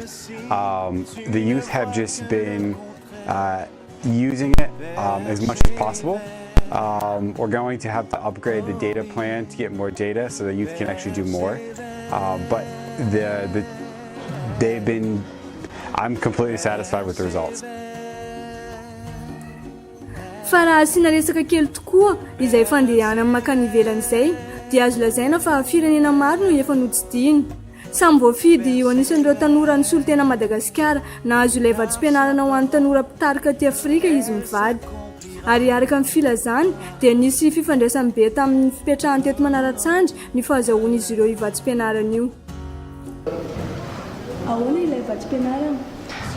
Tena nisy fifandraisany be dia be tamin'ny fipetrahany tetỳ Manaratsandry ny fahazahoana ireny vatsim-pianarana rehetrarehetra ireny zany satria ny tetikasa izay nisoratana ianarana zany dia saika ny tetikasa nataona teto Manaratsandry daholo ary tena maharesy lahatra ny olona le hoe manao an'izao any ambanivohitra olona ohatran'izao dia izay no nahatena voaray anay zany ary tena nasehon'Andriamanitra koa zany le hoe ataony miavaka manompo azy sy ny tsy manompo azy dia tena zavatra tsapako teny hoe katsao aloha ny fanjakana hanampainareo zany rehetrarehetra zany. Izy pastera mpampianatra anay tao amin'ny fakulte iteny izy manao hoe ataovy tsara ny asan'Andriamanitra ozy izy fa omeny anareo hatramin'ny kaprisinareo ary zavatra hoe tena tsapako teo amin'ny fiainanay satria raha mieritreritra hoe nahiteten'ireny firenena be dia be raha tsy latsaky ny folo ireny dia tena ao za hoe tsy izahay tsy vitanay ary tsy avy aminay fa tena fanomezana avy amin'Andriamanitra ary izy ary tsy nantaovana vola koa nefany tsy hoe mandeha dia miantoka frena miantoka fa tena hoe fanomezana avy amin'Andriamanitra le izy angambany ary mety izay mihitsy vokatry le fiezahana sy le asa mafy azy natao ihany koa dia mba nomen'Andriamanitra inona moa zany encouragement kely tena tsy efa-tsy teny ihany zany zay tamin'ilay fandehanana nakany ivelany. Zavatra tsapako teo amin'ny fiainako tokoa zany fa na dia taloha azy rehefa tena mifikitra amin'Andriamanitra dia omeny zavatra lehibe izay tsy takabola tsy takatry ny fahafahan'ny vidinao raha ianao manokana kanefa dia men'Andriamanitra ary araka lazain'ny pastera teo moa hoe mitetikasa izay nentina teo anatrehan'ireo mpamehy vatsim-pianarana dia izay nieritreretina sy nikasan'ny natao teto Manaratsandry ary ny zavatra tsapako dia rehefa eto Manaratsandry dia mandroso tsara ny tetikasa izay ataoko ary hitako fa tena sitrapon'Andriamanitra ilay izy. Misy ilay tenin'ny filohan'ny FJKM izay manao hoe any amin'izay toerana anirahan'Andriamanitra anareo sy no hitahiny anareo. Izay tena resy lahatra amin'izany hoe ny fitahiana tena mirotsaka teto Manaratsandry teo amin'ny fiainanay mivady ary tena zava-dehibe. Tsy perta mihitsy izay taty fa tena nahazo tompony. Koa satria nianatra leadership tany ivelany izy ndia hoe antonitsika ny hevitry ny kristianina manoloana amin'ny fomba fitarihana. Ny mampiavaka aloha voalohany indrindra zany dia eo amin'ny fihetsiketsefana eo amin'ny fitondrana ny tanora.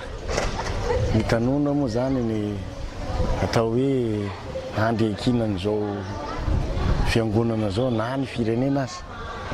Izay zany aloha ny zavatra hitanay tena misongadina.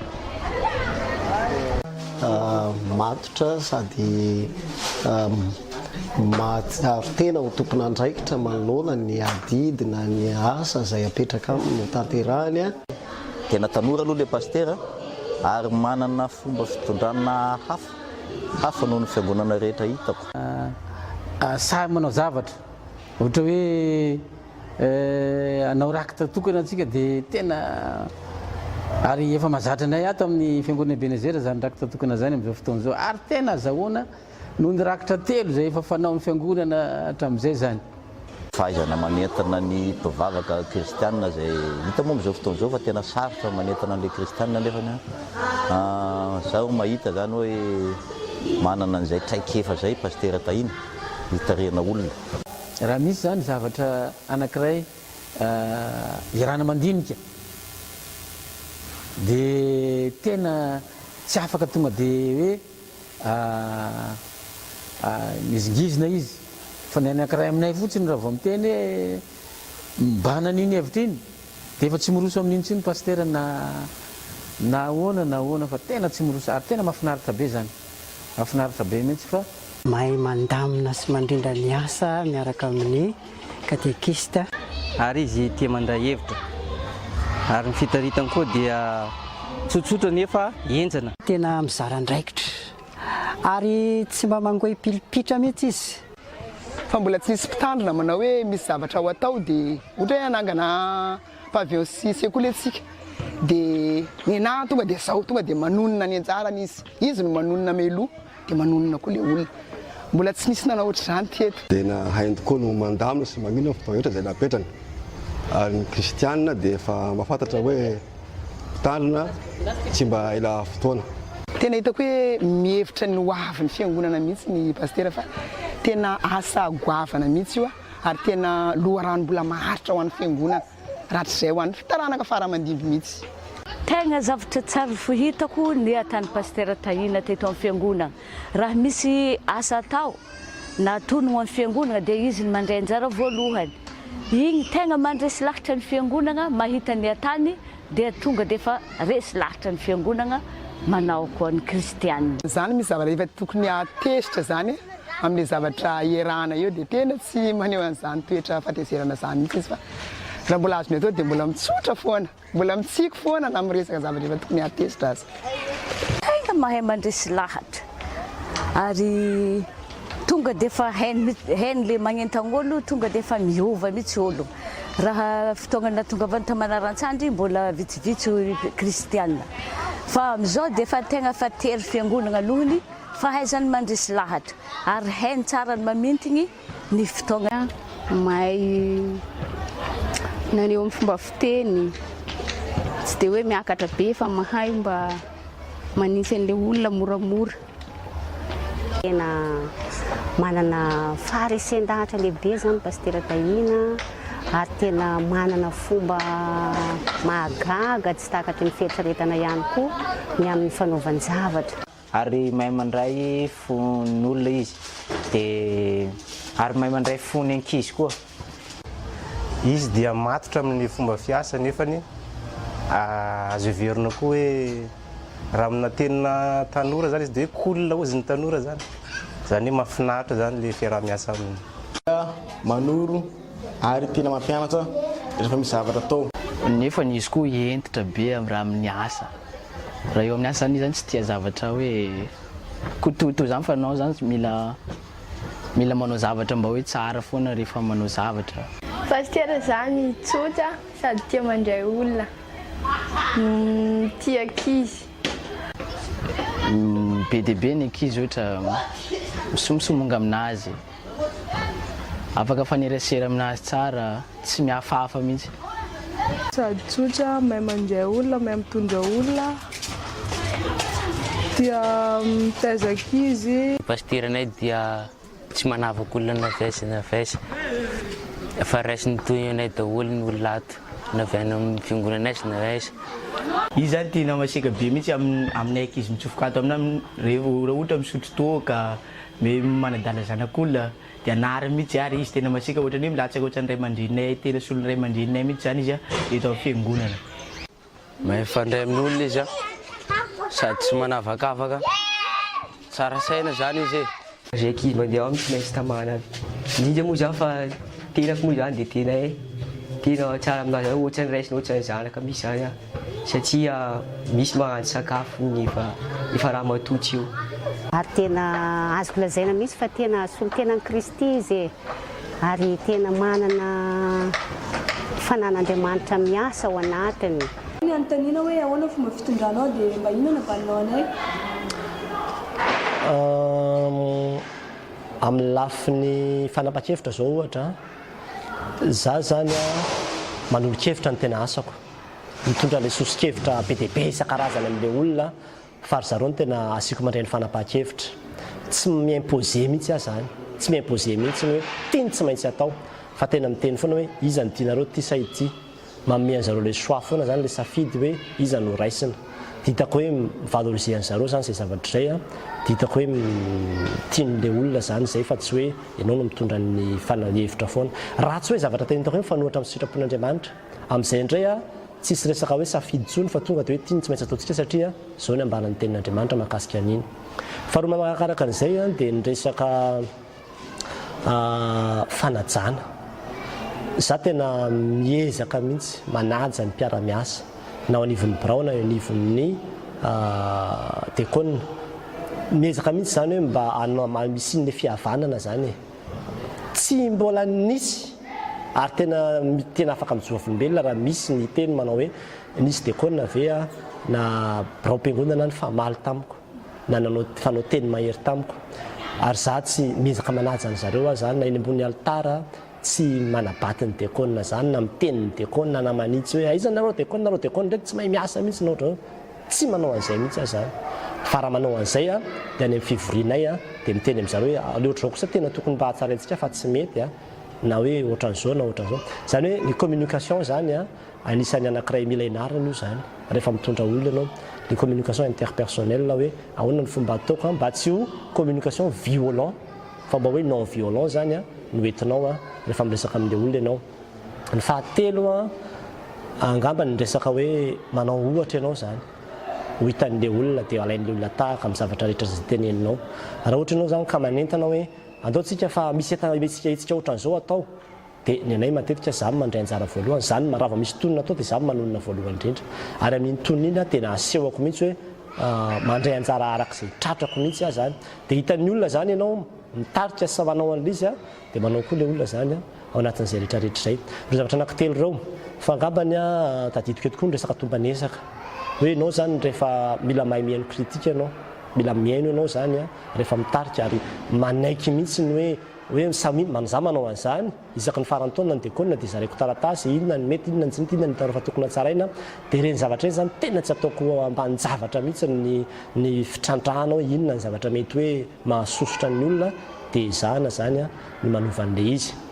ankoatran'izay moa zany a dia tena hitako hoe anisan'ny tombony anakapa ny fahaizana manentana satra moa no teny hoe mahay manentana ianao fa raha leader kosa nefa ianao a no tsy mahay mandresy lahatra dia tena sahirana ianao amin'ny asa zay ataonao ary le fandresena lahatra zany a dia tena ilaina créativité mihitsy hoe ahoana ny fomba andreseko lahatra inona ny tantara kelina inona ny ohatra na inona ny zavatra fanoharana alefako a mba ahafahana mandresy lahatra an'reto olona reto a anao an'ity asa anankiray ity dia ireo zavatra rehetrarehetra zao a no hitako hoe reo zany no tena fitaovana lehibe ananako a entiko manao an'le asa zany fa ny ankoatran'izay moa zany dia ny vavaka zany a tsy adino a ny filomanao amin'ny tenin'Andriamanitra sy ny fiainanao zany ny ara-panahy fa io koa rehefa hitan'ny olona koa ny fiainanao hoe misy zavatra isan-karazany tsy mandeha araka ny tokony ho izy a dia tsy manajanao azy izy fa zay anisan'ny zavatra anaka satria niezaka mihitsy zany amin'ny fitondran-tena hoe tena nitandrina nandritra izay 10 taona izay mba tsy ahatonga nyrenyle zavatra reny a ho lasa hoe io paster io ara hitanay nanao an'izao io ara manao an'izao io ara ny mianana histoire ohatran'izao na misy zavatra ohatran'izao nataony a dia reny zavatra reny koa tena lasa tsy crédible ntsony le paster zany rehefa misy an'ireny zavatra reny a ary zay koa no hitako hoe nampahomby anazy satria tsy nisy afera maloto mihitsy zany a na nenjehana anahy na resaka arabolona na resaka fitondran-tena nandritra izay 10 taona na teto azay fa raha eo amin'ny synodam-paritany dia tsy nitsanga menatra ny FJKM Ebenezera Manaratsandry satria afaka mitsosa rehetra ary ny taona 2024 no mankaty dia anisan'ireo fiangonana folo voalohany mahavita-didy 100 alohan'ny volana oktobra 10 taona moa ny arahana ny asa tamin'ny Rahandrifenosoa tahina mivady a izay mpitandrina miasa ao amin'ny Manaratsandry ny mahafinaritra dia naneken'izy ireo a ny fanendrena azy olona citadin tanteraka ireo kanefa nanaiky hipetraka any ambanivohitra lavitra miafy ary ny zavatra hita dia nitondra fahanovana lehibe tao anatin'izany fitandremana izany misy ny sekoly misy ny terrain foty misy ny école des jeunes école de découverte moa filazany azy efa netiny Taninarivo niakatra tany daholo ireo tanora ireo ary ny fiaraha-maso anatin'ny sondaparitany dia izy no folohan'ny rantsana fanantenana ary mahavita be amin'ny resaka fampiofanana fa ny lesoka moa zany dia tsy hitako ny olona zany hoe ny lesoka fa izy tsy mba manao roby rehefa tonga ny fivoriana zay no lesoka anankiray ary faharoa raha matoa zany mo ataony ary mitaiza kely foana dia tsy mba hiaraka aminay matetika dia misaotra indrindra fa anatenanjavatra zany mpanompon'Andriamanitra zany. Araka izany dia sady taleny sefala synodam-paritany izy no filoha mpandrindra ny rantsana fanantenana synodam-paritany koa. Ary fanampin'izany dia mbola filohan'ny komity fahadimy taona ny Toby eto sy Akazomborona koa izy. Ny tena afantaran'ny olona ny Pst Tahina moa indrindra fony izy mbola nianatra dia hafanampony tamin'ny ady amin'ny zava-mahadomely. Zaho aloha tena vokovoko makatra any amin'ny testamentok satria tena nandaniko ny fahatanorako zany hoe sampana vokovoko mangy zany ary tena anisan'ny sampana tena hoe nitaiza ny anarako zavatra ary nanaovako pratika an'izany atao hoe faiza mitarika izany. Namoaka boky mihitsy aho satria tamin'ny mémoire de licence ako na maîtrise zany dia resaka mba zava-mahatomelona daholo dia namoaka boky ho an'ny mpiandraikitra rantsana fanantenana FJKM mihitsy ho an'io sampana vokovoko manga io ary zay dia fianakavianay dia vokovoko manga daholo manana zoky efatra fa ny telo amin'ireo mpiandraikitra rantsana fanantenana daholo ary mamanay koa dia mpiandraikitra rantsana fanantenana ary vao tonga teto zany dia ny sampana vokovoko manga ny tena hoe nidirako voalohany indrindra dia nieritreretiko hoe ahoana ny afahana satria mbola tsisy mpiandraikitra rantsana mbola tsisy fampiofanana ho an'ny mpiandraikitra rantsana fanantenana zany teto dia zay zany nataoko hoe ahoana ny afahana manangana zay rehefa andresana tamin'ny président synodal le izy hoe andaontsika hanangana fiofanana ho an'ny mpiandraikitra dia nanaiky izy ary izy koa moa tena vokovoko manga koa président synodalnay dia natao le izy dia niara-niasa dia nafinaritra fa hatramin'ny 2015 ny makaty zany efa maherin'ny 20 ny mpiandraikitra rantsana fanantenana vita fiofanana ary efa be dia be ny fiangonana manana sampana vokovoko manga sy rantsana fanantenana eto amin'ny synodam-paritany bona vaovao Mahajanga amin'izao fotoana izao.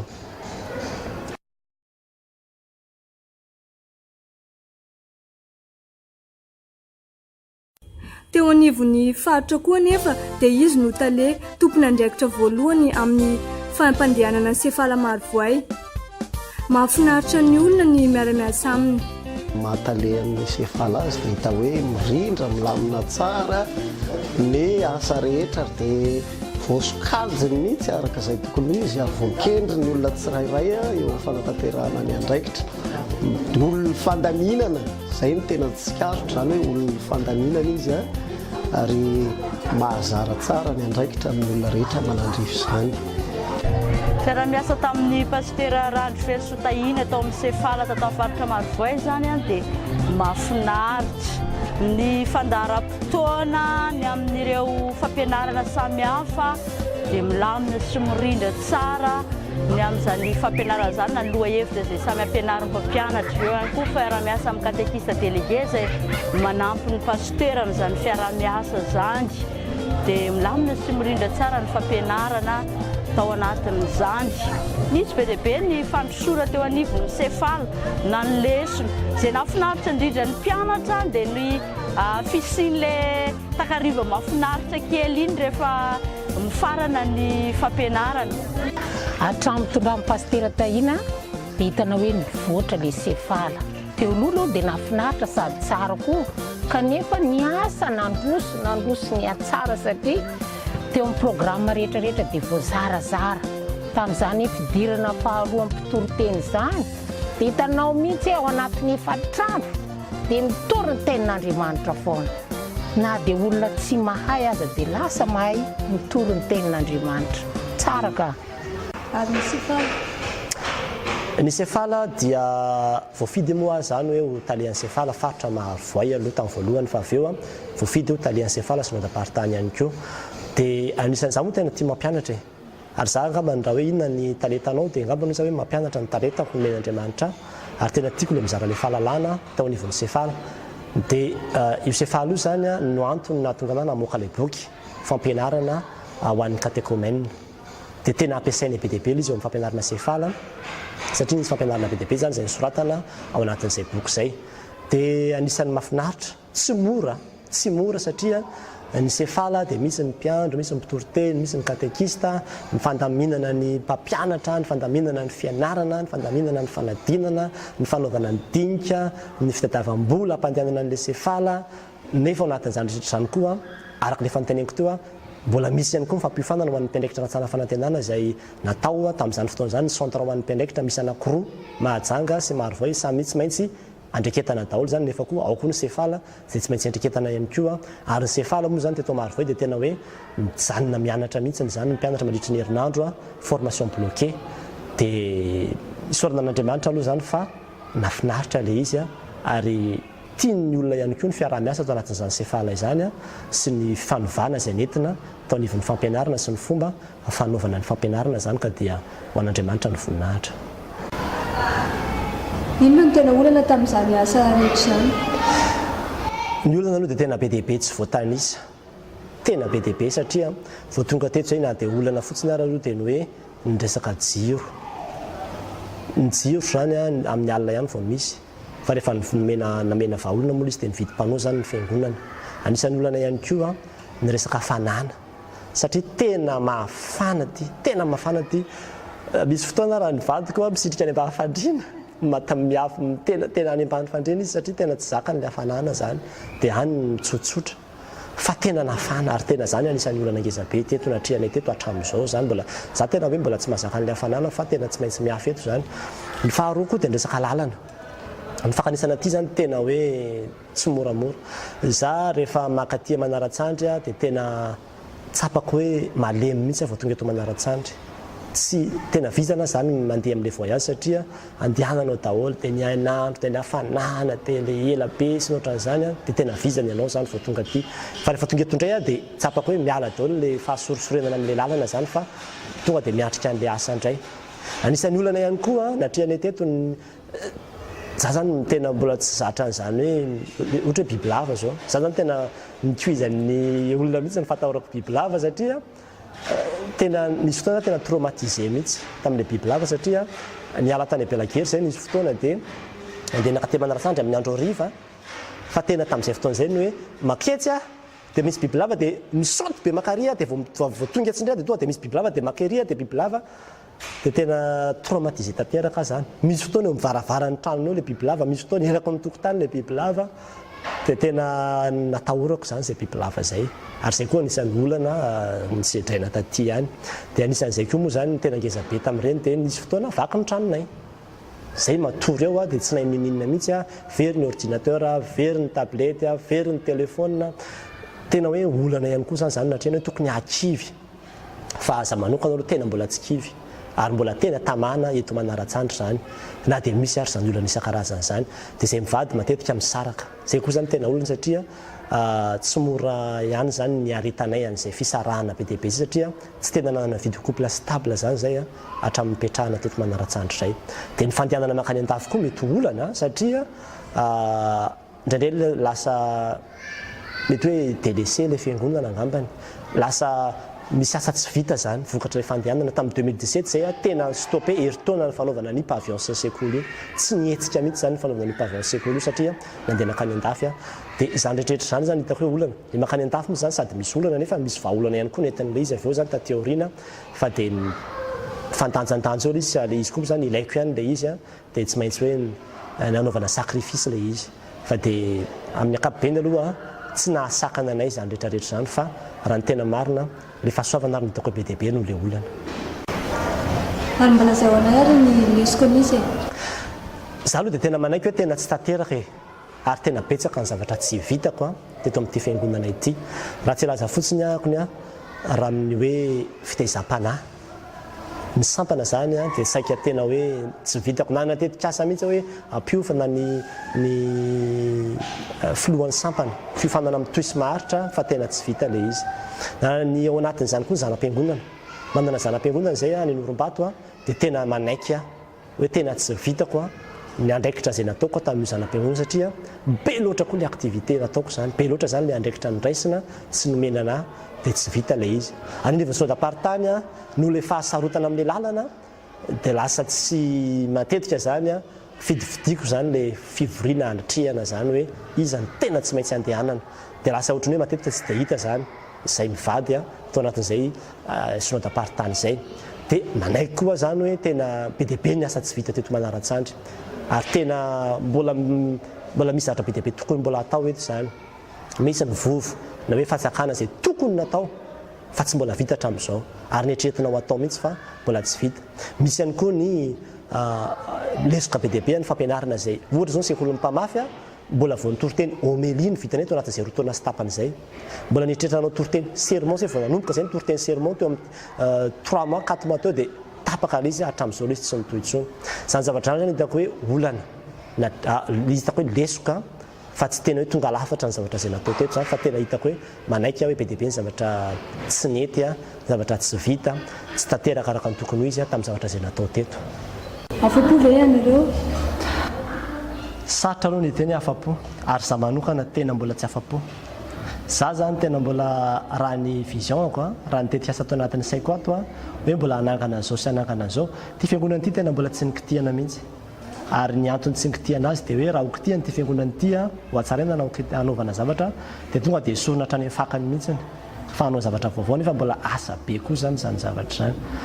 Tena hoe tsy afa-po zany raha ny tena marina nefa ny mankasitraka an'Andriamanitra koa nefa tamin'izay zavatra efa vita aloha satria zay zany mitakatry ny herinay teo ambany fahasoavan'Andriamanitra koa nahavitan'andry ny asa reny be dia be ny zavatra mbola tsy tanteraka be dia be ny zavatra mbola tsy vita raha tsy laza fa tsy nitetikasa mbola manana zavatra be dia be mihitsy zany izahay tiana ho atao eto Manaratsandry ary ohatrany hoe vao manomboka daholo ny tetikasa zany amin'izao fa tsy hoe efa mifarana na hoe fa tena ohatrany hoe vao manomboka no tetikasa mihitsy zay amin'izao. Le izy moa asan'Andriamanitra fa ny olombelona koa dia voafetra ny fahalalana sy ny hery raha ny ahy manokana dia akasitrako an'Andriamanitra ny zavatra vita teto ary za nahita hoe ny zavatra lehibe ihany raha maha olombelona vita teto. Raha ny antenako manokana kosa afaka miteny hoe tsy afa-po satria araka ny toe-javatra nisy dia za tsy teto nandritra ny fotoana ela ny veziveziny nataoko nefa ny ahy tena mahatsiaro hoe mbola misy zavatra betsaka azoko nentina raha teto ary betsaka ny tetikasa atao an-tsaiko ihany koa fa dia isaoran'Andriamanitra izay kely vita. Andeha ary aloha henoantsika ny hafatra nomeny olona ny pasteur Tahina mivady. Ny hafatra zany dia zavatra tsotra ihany vengany amin'ny fahasalamana tanteraka moa ny pasteur ary beben'izao zavatra vitanao eto amin'ity fiangonana zao no zavatra ataontsika amin'ny ho avy vaovao saotra ny hafatra ao anazy zany sy ho an'ny vady aman-janany dia mirary fitahina ho an'Andriamanitra mangataka mivavaka ho anazy tokantrano avy tamin'ilay bidy masina satria mafy ny mitarika ny olona amin'izany lesaka fivavahana zany. Hoy izay hoe mahereza amin'ny asan'ny tompo satria zany voalaza amin'ny soratra masina tsy foana tsy akory ny fikalizan'ireo aina ka na dia tsy eto amin'ny toe na dia tsy maritra mandrakizay eto Manaratsandry fa na izay toerana izay anendren'Andriamanitra nareo miasa tao dia aza matahotra fa momba anareo ny tompo arak'izay voalaza amin'ny soratra masina io izao izy momba anareo mandrakariva mibarafa tonga ny fataperan'izay tontolo izao. Mirary soa amin'ny pasteur Tahina mba havita be ny asan'ny tompo ozy ny tompo hoe indro aho mombanao mandrakariva marafa tonga ny fataperan'izao tontolo izao engany ianao ho lasa amin'ny ambony indrindra ka raha ny faniriko dia mba ho lasa mpolohan'ny FJKM fa raha zao fitaritanao fitandremana zao no ampio be dia ho lasa lavitra ny fiangonan'i Jesosy Kristy eto Madagasikara. Ny hafatra avy aty amiko dia mba hitombony izay asa izay efa niraisana hatramin'izay ary mba angatana an'Andriamanitra ihany koa mba hanosaina mandrakarivany amin'izay efa nanana ny traikefa hatramin'izay ahafahanay kristiana mitombo tanteraka amin'ny finoana an'Andriamanitra. Ny hafatra zany dia izao hoe mazotoa amin'ny fanompoana amin'ny tompo ary aoka ho tehiriziny tompo arak'izay efa hitehirizany hatramin'izay za pasteur Tahina ary raha matompo zany mba tsy hanalavitra azy mba tsy dia hatonga azy hitoetra irery manomba ny asan'Andriamanitra efa napetraka Andriamanitra taminy. Ny hafatra avy amiko dia engany izy ho retirety eto amin'ny toerana misy iasany eto na mba ho lasa filohan'ny FJKM amin'ny andro manaraka. Irarina zany pasteur ty mba ho lasa amin'ny ambonimbony kokoa ary matoky izay fa mbola tsy zao fodotrafitrasa izay hitanao maso zao ihany atao amin'ny manaraka fa mbola mieritreritra hoe nitatra ny fiangonana koa.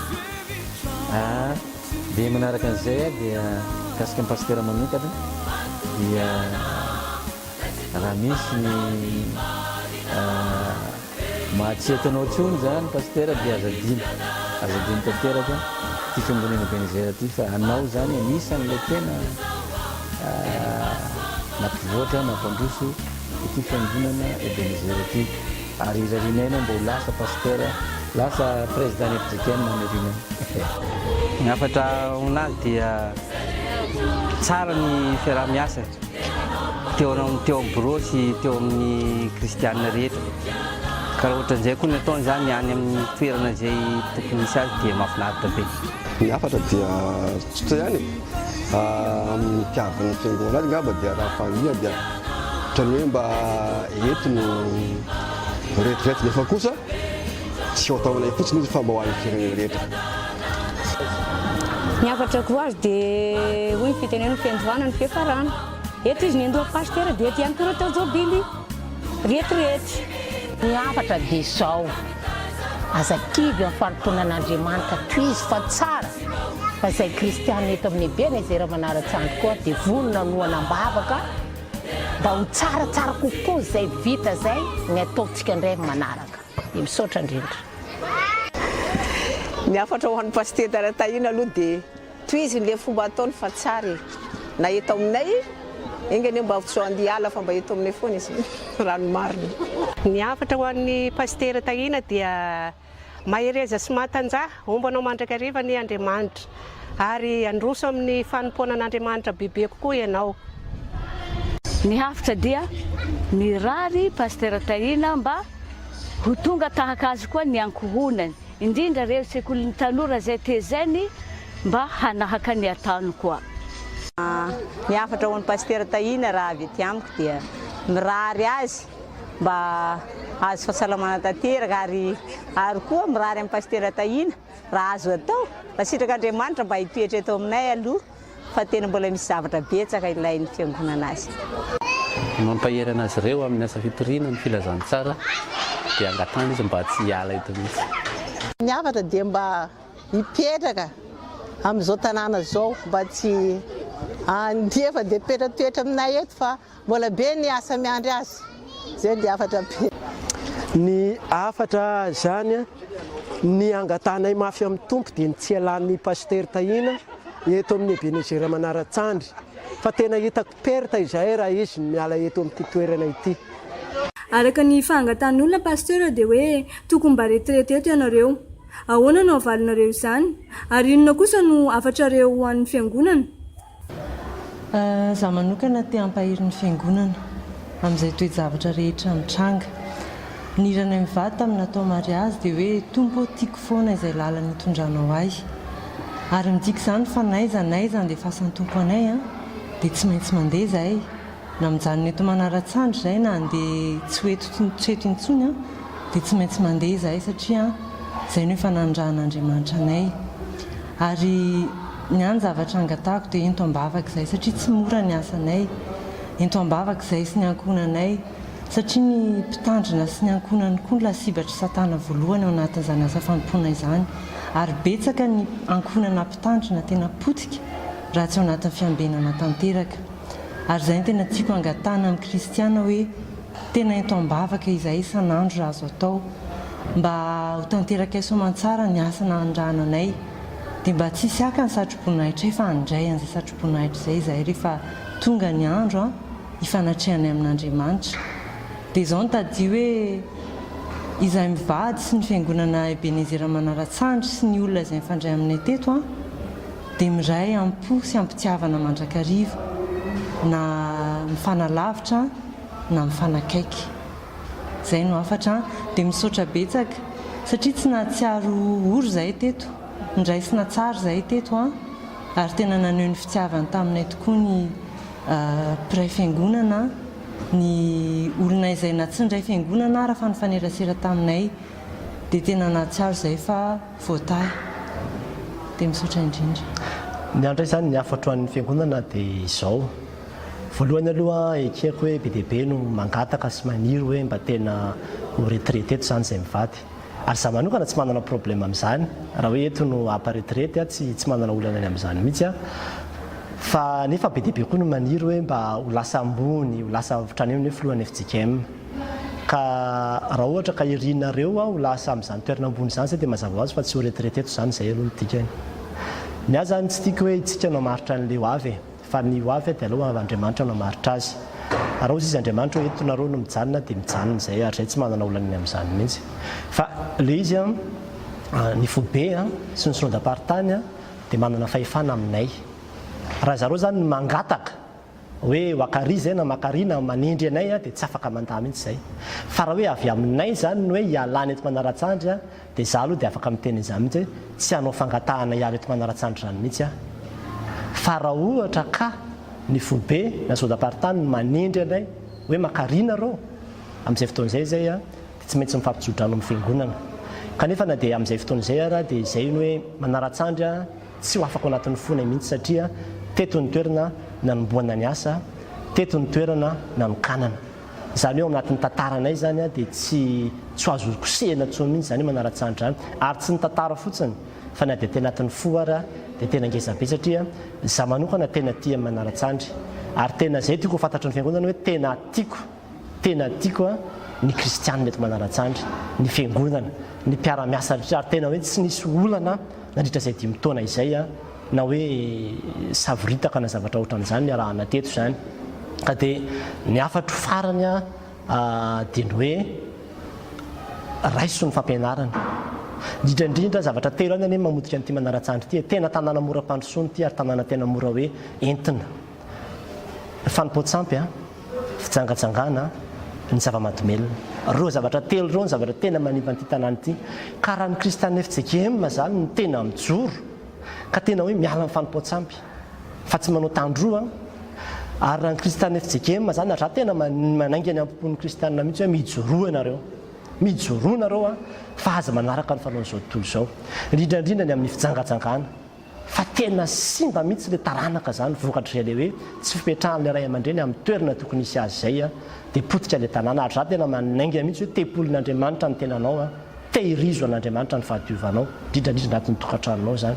Dia ny fara moa resaka zava-mahadomelina be dia be ny tanora sy ny ankizy tena hoe za zany tena amin'ny taona ny kristianina FJKM mihitsy mba ho modeliny amin'izany zavatra izany fa tsy akasitran'Andriamanitra na ny fihinanana na ny fisotroana na ny fifohana na ny fivarotana na ninninona makasina izany zava-mahadomelina izany ary zavatra tena hoe nasary-piaro anazy zany amin'ny mahavokovoko manganaka dia anafarako ny fiangonana mihitsy ny hoe aoka re zay aoka mba tsisy kristianina FJKM intsony manompo sampy mandeha makany amin'ny tromba na mandeha makany amin'ny mpanandro na inona atao fa aoka ny fiangonana le famonjena ho antsika satria zay ny maha Ebenezera any Ebenezera ary ohatran'izay ihany koa ho an'ny braon'ny fiangonana dia eto dia tehaneo fisaorana satria tena hitako hoe tena matanjaka reo braom-piangonan'ireo ary tena hoe nandritra n'izay fotoana niarahana tamin'ny braom-piangonana izay za afaka migarantia fa tsy nisy vola very taona ariary ary satria tena voara-maso ary tena sarobidy be zany ny fisian'ny olona miara-miasa ohatran'izany anatin'ny fiangonana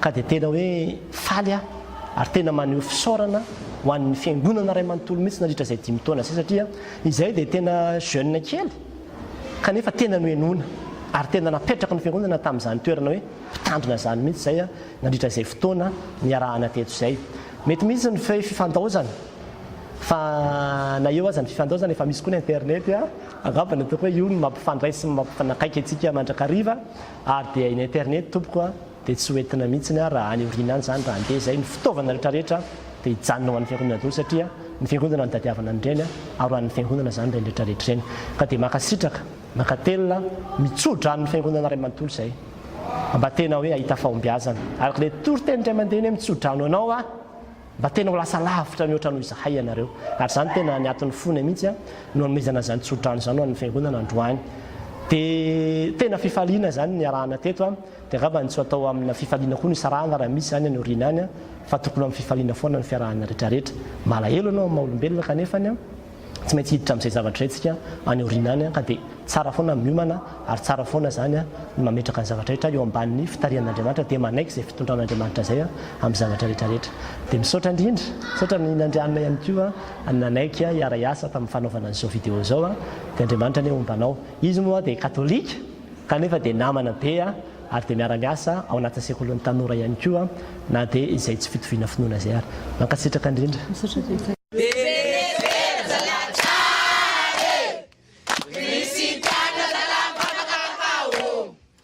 Misy pastera vaovao, pastera Tahina tena manao, Ebenezera Zalatsary, Kristiana Zalapakakao. Misy pastera vaovao, pastera Tahina tena manao, Ebenezera,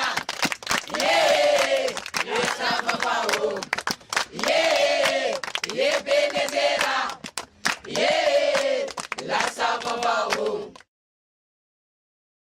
Rame, rame, rame, rame, rame, rame, rame, tua paradisa.